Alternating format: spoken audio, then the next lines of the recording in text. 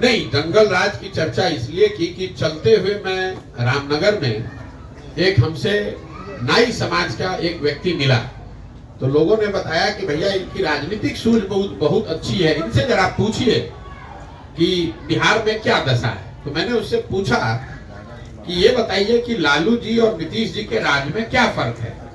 तो उसने बहुत अच्छी बात बताई। मैंने जब पदयात्रा शुरू की थी तब, उसके बाद तो लोगों ने और बताया कि भैया लालू जी के राज और नीतीश के राज में फर्क कुछ नहीं है। दोनों के ही राज में जनता का हजामत पूरा बना है। फर्क बस इतना ही है कि लालू जी के राज में ये हजामत जो है जनता का, वो अपराधी बनाते थे, और नीतीश के राज में ये हजामत अब अधिकारी बना रहे हैं।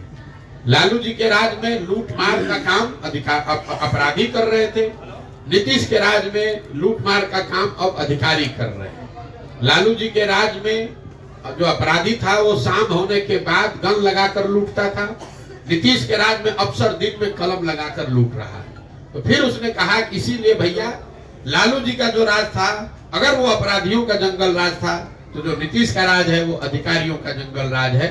और इस बात को मैंने पिछले 17 महीनों में जहां पर भी मैं गांव में गया हूं बात किया है, ज्यादातर लोग इस बात से सहमत है कि नहीं भैया ये आकलन बिल्कुल ठीक है। एक बात सवाल और है कि आपने ये भी कहा था कि अभी जो बच्चों के लिए आप वोट करिए जी, इसमें सारे लोग कहते हैं कि मैं रोजगार दूंगा। कोई ऐसी पार्टी तो है नहीं जो कहती है रोजगार हम नहीं देंगे। बच्चों के लिए फिर कैसे वोट करें? बच्चों के लिए वोट देना और रोजगार के लिए वोट देना दोनों में फर्क है। आप पार्टी कह रही है कि हम किसने आकर रोजगार के लिए वोट मांगा, हमको बताइए। लोग तो ये कह रहे हैं कि भैया भारत को मजबूत बनाना है, पाकिस्तान को सबक सिखाना है, इसलिए वोट दीजिए। लोगों ने कहा कि हमने पुलवामा कर दिया इसलिए वोट दीजिए। लोग ये कह रहे हैं कि तुम हमारी जाति के हो, तुमको आरक्षण देंगे इसलिए वोट दीजिए। लोग ये कह रहे हैं कि भाई भारत को मजबूत बनाना है इसलिए वोट दीजिए। लोग ये कह रहे हैं कि हमने मंदिर बना दिया इसलिए वोट दीजिए। लोग ये कह रहे हैं कि मुसलमान नहीं जीतना चाहिए इसलिए वोट दीजिए। लोग ये कह रहे हैं कि तुम हमारे बच्चे को इस बार मुख्यमंत्री बनाना है इसलिए वोट दीजिए। लोग कहाँ कह रहे हैं कि हम तुमको रोजगार देंगे इसलिए वोट दीजिए। मुझे कोई वक्तव्य किसी नेता का दिखा दीजिए। ये तो घोषणा पत्र में एक बात मेंशन किया है। आप मुझे बताइए किसी बिहार के नीतीश कुमार ने, लालू जी ने, नरेंद्र मोदी ने, लोग सैकड़ों भाषण यहाँ उन्होंने दिए हैं, मुझे निकाल कर दिखाइए जहां उन्होंने ये कहा हो कि मैं आपके बच्चों के पढ़ाई के लिए व्यवस्था कर रहा हूं, मैंने 5 वर्ष में किया है इसलिए मुझे वोट दीजिए। ये किसी ने नहीं कहा है, भ्रम मत पालिए। अरे आप सुन तो लीजिए। अगर मैं तो आपको कैमरे पे दावा कर रहा हूं, मोदी जी का भाषण आप मुझे सुना दीजिए जिसमें मोदी जी ने ये कहा है कि पिछले 5 वर्ष में हमने आपकी शिक्षा व्यवस्था, आपके बच्चों के पढ़ने की व्यवस्था कर दी इसलिए मुझे वोट दीजिए। मोदी जी ये कह रहे हैं कि हमने आपके 5 किलो राशन की व्यवस्था की है इसलिए वोट दीजिए। मैं कह रहा हूं कि 5 किलो राशन से आपका पेट भरेगा, आपके बच्चों का भविष्य नहीं सुधरेगा। दोनों में फर्क करना समझिए। सर, लोग आप पर क्यों भरोसा करें? पहले भी नेताओं से लोग ठगे जा चुके हैं। बिल्कुल सही बात है। और आप खगड़िया में मैं अभी आया हूं इसलिए आपको दोष नहीं दूंगा, लेकिन अगर आपने मेरे वक्तव्यों को सुना होगा तो मैं पहला ही लाइन कहता हूं कि मुझ पर बिल्कुल भरोसा मत करो, मुझे वोट मत दो, मेरा कोई दल नहीं है। लेकिन जिस पर भी तुम्हारा भरोसा है, जिसको भी वोट देते हो, उसको मुफ्त में वोट मत दो। मैं ये भी कहता हूं कि अगर आप अपने जात वाले को गेहूं चावल बेचते हैं तो उससे पैसा लेते हैं कि नहीं लेते हैं? दूध कपड़ा सब्जी बेचते हैं, उससे पैसा लेते हैं कि नहीं लेते हैं? तो फिर अगर अपने जात वाले को भी दे रहे हो तो वोट मुफ्त में क्यों दे रहे हो? वोट अपने जात वाले को देना है दो, लेकिन कम से कम उससे अपने बच्चों के लिए रोजगार और पढ़ाई तो मांगो।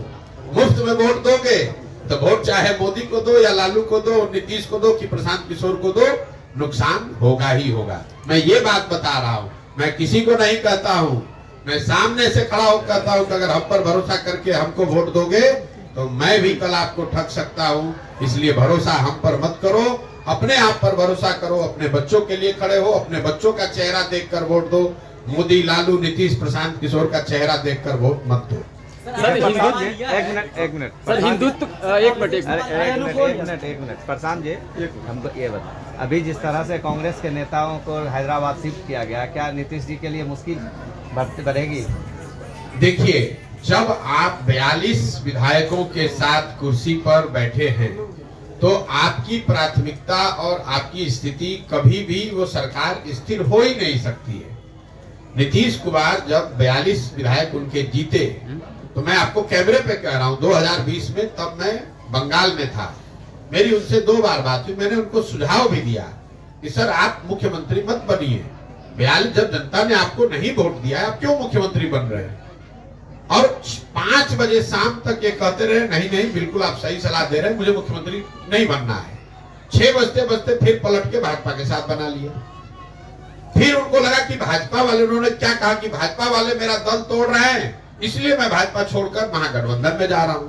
वहां गए, 1 साल में फिर वहां अकुलाहट होने लगी। अब कह रहे भैया महागठबंधन वाले, आरजेडी वाले ठीक से काम नहीं करने दे रहे, इसलिए फिर वापस भाजपा में गए हैं। अब कोई उनसे ये पूछने वाला नहीं है कि अगर भाजपा वाले आपका दल तोड़ रहे थे साल भर पहले, तो फिर उसी दल के साथ काहे गए हो? तो ये तो स्वाभाविक है, जब आपकी स्थिति कमजोर रहेगी तो आप सरकार चलाने से ज्यादा आपकी तो प्राथमिकता बस इतनी है कि आप कुर्सी पर बैठे रहे, चाहे कांग्रेस के साथ रहिए, भाजपा के साथ रहिए, आरजेडी के साथ रहिए। और ये बिहार का दुर्भाग्य है कि जब हम लोग को अपने रोजगार, पढ़ाई, पलायन पर चर्चा होनी चाहिए, तो दिन रात यही चर्चा हो रही है कि कांग्रेस का आदमी कहां भागा, नीतीश कहां भागे, लालू कहां गए। अरे भैया कोई आ जाए, 35 वर्ष से इन चारों पार्टियों ने राज यहाँ किया है कि नहीं किया? यूपीए की सरकार रही है ना दिल्ली में, 10 वर्ष कांग्रेस वाले भी शासन में रहे हैं और 10 वर्ष अभी मोदी जी भी शासन में हैं। आप जरा मुझे बताइए, बिहार से पलायन रुक गया? खगड़िया के में बच्चों की, परिवारों की स्थिति सुधर गई? पहले 40 वर्ष कांग्रेस का शासन था, 15 वर्ष लालू जी थे, अभी 18 वर्ष से नीतीश कुमार है। बिहार 1990 में जब लालू जी मुख्यमंत्री बने तो देश का सबसे गरीब और पिछड़ा राज्य था। 2005 में जब लालू जी हटे, नीतीश कुमार मुख्यमंत्री बने, तो भी देश का सबसे गरीब और पिछड़ा राज्य बिहार था। और आज 2023-24 में भी देश का सबसे गरीब और पिछड़ा राज्य बिहार ही है। हम लोग 28वें पर जो 1990 से पहले आए हैं, आज तक 28वें नंबर पर ही हैं, 27 नहीं हुए। सर हम पूछ रहे हैं पद यात्रा का जो है, सुना जाए सर? कहाँ से भैया? बिहार के युवा को तीनों वक्त का पद यात्रा का जो आप कार्यक्रम कर रहे हैं, 17 महीना जो चल दिए और फिर आगे तक कार्यक्रम साल भर का है, इसका रिजल्ट क्या निकलने वाला है, ये मैं जानना चाहता हूँ। रिजल्ट ये निकलने वाला है कि बिहार की जनता जो इन सारे दलों से त्रस्त है, वो मिलकर एक नया दल बनाएगी। और मेरा ऐसा मानना है कि पदयात्रा के प्रभाव से समाज में एक बड़ा वर्ग खड़ा होगा और वो उन लोगों का चुनाव करेगा जिन पर उनका भरोसा होगा, जो उनके बच्चों के लिए, जिनको सुधारने, जिनके पास समाज की नजर में बिहार को सुधारने के लिए, उनके बच्चों के बेहतर भविष्य के लिए न सिर्फ जज्बा और नियत होगी, बल्कि उनके पास उसको सुधारने का एक कार्यक्रम भी होगा। आज आप नीतीश कुमार, लालू यादव या अन्य पार्टियों को बारे में आप बोल रहे हैं ये योजना चल रहा है, ये योजना चल रहा है, लेकिन हम ये क्यों नहीं कहेंगे आप हजमौला देने का काम प्रशांत किशोर ही करते थे? अगर आपका सवाल पूछने का लहजा तो बड़ा अजीब सा है, लेकिन अगर आपका ये कहना है कि पहले हमने उनकी मदद की है, हाँ। तो आज उनका विरोध क्यों कर रहे हैं, ये जायज सवाल है। लोग सवाल आप, मैंने 2014-15 में नीतीश कुमार की मदद की थी, लेकिन 2014-15 के नीतीश कुमार में और आज के नीतीश कुमार में जमीन आसमान का फर्क है। मान्यवर, 2014-15 में जिस नीतीश कुमार की मैंने मदद की थी, ये वो नीतीश कुमार थे जिनके बारे में बिहार में एक बड़ा वर्ग मानता था कि ये आदमी बिहार को सुधारने की दिशा में काम कर रहा है, सुशासन बाबू उनको कहा जाता था।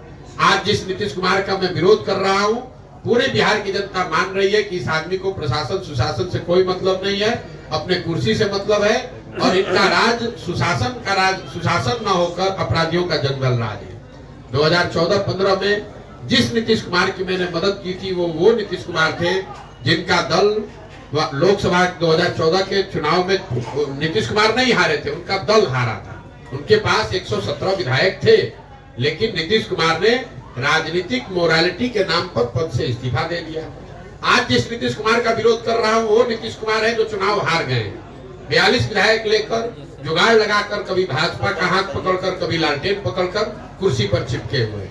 और सबसे बढ़ के बात, जिस नीतीश कुमार की 14-15 में मैंने मदद की थी, मैं वो नीतीश कुमार को जानता था जो गैसल पश्चिम बंगाल में जब रेल दुर्घटना हुई, जिसमें करीब 300 लोगों की मृत्यु हुई थी, उस रेल दुर्घटना के बाद नीतीश कुमार ने पद से, रेल मंत्री पद से इस्तीफा दे दिया।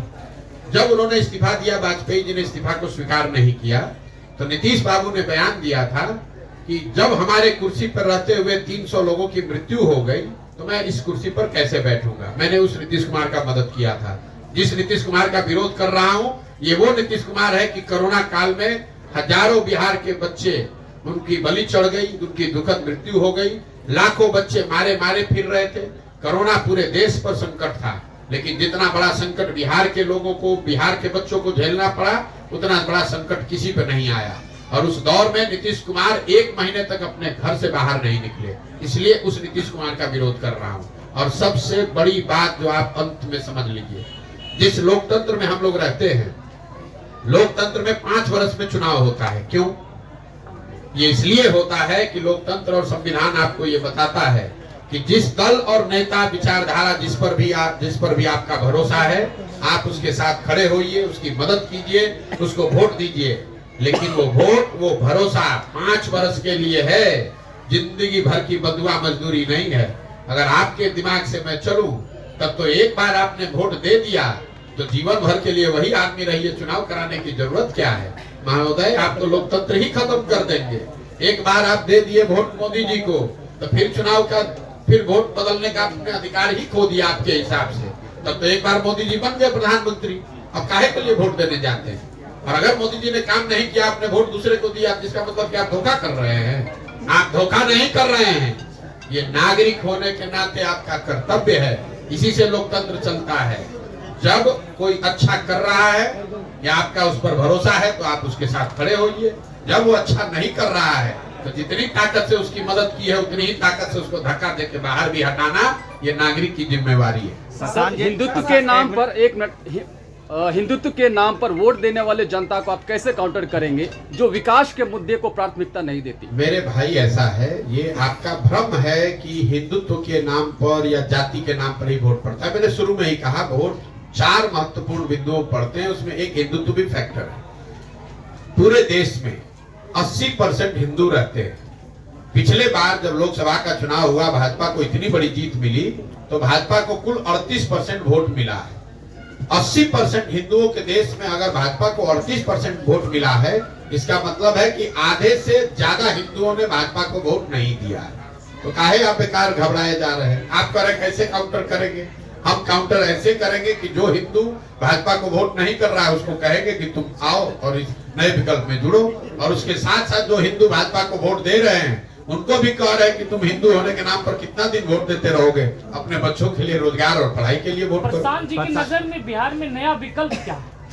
नया विकल्प बिहार के लोगों के द्वारा मिलकर बनाए जाने वाला वो बनाए जाने वाला दल है, जो यहाँ बिहार में सही मायनों में जनता का राज कायम करे और लोगों को ये जो राजनीतिक बंधुआ मजदूरी है, जहां लोग भाजपा के डर से लालू और लालू के डर से भाजपा को वोट देने के लिए बाध्य हैं, इस राजनीतिक गुलामी से, राजनीतिक बंधुआ मजदूरी से बाहर निकालें। ये मेरा रास्ता है। क्या लोकसभा चुनाव से पहले पार्टी का अनाउंस करेंगे प्रशांत किशोर? क्या लोकसभा चुनाव से पहले हमने एक बार जो बात कह दी, उससे हम डिगेंगे नहीं।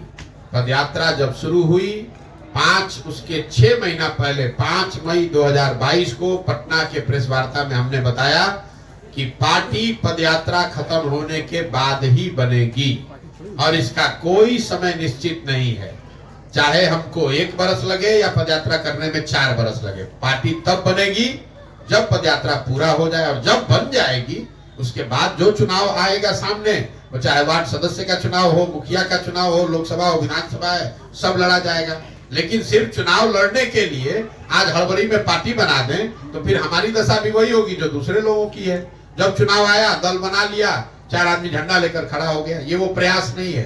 पूरे बिहार में जब पदयात्रा पूरी हो जाएगी, कम से कम 2/3 बिहार में पूरा हो जाए, उसके बाद सारे लोग जो दल बनाना चाहते हैं वो जुड़ जाएं, वो मिलकर दल बनाए, तो फिर उनके साथ दल बनाया जाएगा, चुनाव लड़ा जाएगा। हम इसके नेता नहीं हैं, हम इसके कुम्हार हैं। जो घड़ा है वो तो मिट्टी और चाक से बनता है। कुम्हार कितना भी होशियार हो, अगर बढ़िया मिट्टी और चाक ना हो तो घड़ा नहीं बन सकता है। बिहार में हम पदयात्रा के जरिए वो अच्छी मिट्टी और चाक ढूंढ रहे हैं और अपने अनुभव से उस मिट्टी को गूंद कर उस चाक पर थोड़ा सा उसको सहारा देंगे और वो बढ़िया घड़ा बनकर आएगा। आप चिंता मत कीजिए। बदलने से तेजस्वी यादव बोल रहे हैं कि जदयू 2024 में खत्म हो जाएगी, इस पे आप क्या कहना चाहेंगे? तेजस्वी यादव काहे पाला बदल के गए थे जदयू के साथ? भाई नीतीश कुमार पलटू राम है, ये तो पूरा बिहार का बच्चा बच्चा जानता है। लेकिन अभी जो हुआ उससे ये भी पता चला कि मोदी और अमित शाह भी उतने ही बड़े पलटू राम हैं। अभी तो अमित शाह ने आकर बिहार में आज से कुछ महीने पहले कहा कि भाई बिहार के एक एक आदमी कान खोलकर सुन लो, नीतीश कुमार के लिए भाजपा के दरवाजे हमेशा के लिए बंद हैं। तो अभी मजाक क्या हो रहा है कि नीतीश अमित शाह ने दरवाजा तो ठीक बंद किया, खाली उसमें छिटकिनी लगाना भूल गए, फिर पलट के नीतीश के साथ चले गए। तो अगर नीतीश कुमार आरजेडी से पलट कर भाजपा में गए तो भाजपा वाले भी तो पलट कर गए हैं। यही हाल तेजस्वी यादव का है। अभी साल भर पहले नीतीश कुमार को पलटू राम बता रहे थे, जैसे ही नीतीश कुमार ने उप मुख्यमंत्री बनाया तो उनको विकास का मसीहा बताने लगे। जब विपक्ष में थे तो उनको शराब में उनको माफियागिरी दिख रही थी। नीतीश कुमार शराब माफिया के सरदार दिख रहे थे, उनको उप मुख्यमंत्री बना दिया तो बस उनको नीतीश कुमार में अपना राजनीतिक गुरु दिखने लगा। तो सिर्फ नीतीश कुमार पलटू राम नहीं है, नीतीश कुमार तो पलटू राम के सरदार हैं, लेकिन इसमें सब पलटू राम है। मुझे ये बताइए भाजपा के लोग इस श्रेणी में तो सम्राट चौधरी भी आते हैं। भैया भाजपा के सम्राट चौधरी क्या विशाख है समाज? भाई आप मैं अमित शाह की बात कर रहा हूँ। भाई नीतीश जी ने, मैं आपको एक और बात बता, नीतीश जी ने विधानसभा में एक बड़ा वल्गर स्टेटमेंट दिया था महिलाओं को लेकर। प्रधानमंत्री मध्य प्रदेश में प्रचार कर रहे थे तो उन्होंने मध्य प्रदेश में महिलाओं को कहा कि जिस दल के लोग इस तरह की महिलाओं के बारे में टिप्पणी करते हैं उनको सजा मिलनी चाहिए कि नहीं मिलनी चाहिए। वही मोदी जी सजा के तौर पर नीतीश कुमार को बिहार की महिलाओं का मुख्यमंत्री बना दिए। देखिए ऐसा है, ये बिहार का दुर्भाग्य है। लालू नीतीश ने जो किया वो तो किया ही पिछले 30-35 वर्ष में, लेकिन कांग्रेस और भाजपा यहाँ इतनी बड़ी दोषी पार्टी है बिहार की बर्बादी के लिए। पहले 15 साल लालू जी को बिहार की जनता ने नहीं जिताया था। बिहार की जनता ने लालू जी को सिर्फ अकेले अपने दम पर एक बार जिताया है।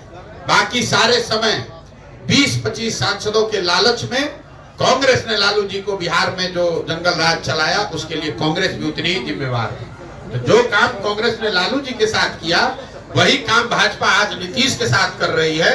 नीतीश कुमार को यहाँ कुर्सी पे बैठाए रखो, बिहार की जनता चाहे जितना दिक्कत में पड़े अपना 30-35 सांसद यहाँ से जीत कर जाए और हम लोग दिल्ली में राज करते रहे।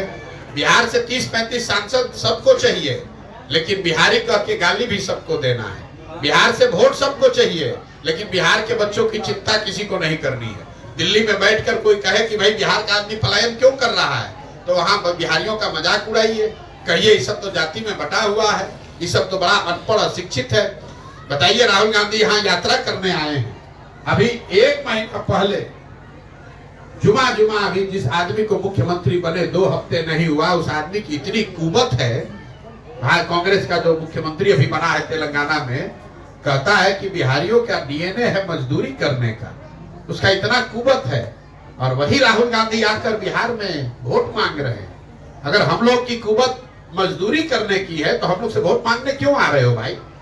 तेलंगाना के वोट से ही बन जाओ देश के राजा। अगर मोदी जी को लगता है कि बिहार पिछड़ा है तो आप मुझे बताइए, वहां इन्वेस्टमेंट समिट होता है, लाखों करोड़ रुपए का इन्वेस्टमेंट होता है। आप पत्रकारिता करते हैं, 10 वर्ष से मोदी जी प्रधानमंत्री हैं, एक दिन बिहार की भी आ जाते। चलिए लाख करोड़ नहीं 2-4 हजार करोड़ का ही एगो फैक्ट्री बिहार में ही लगा देते। एक मोदी जी के लिए लोग कहता है भाई 16 घंटा काम करते हैं, तो एक 16 घंटा बिहार के लोगों के लिए भी निकालते कि भाई बैठो देखो कि बिहार की चीनी मिल कैसे चालू होगी।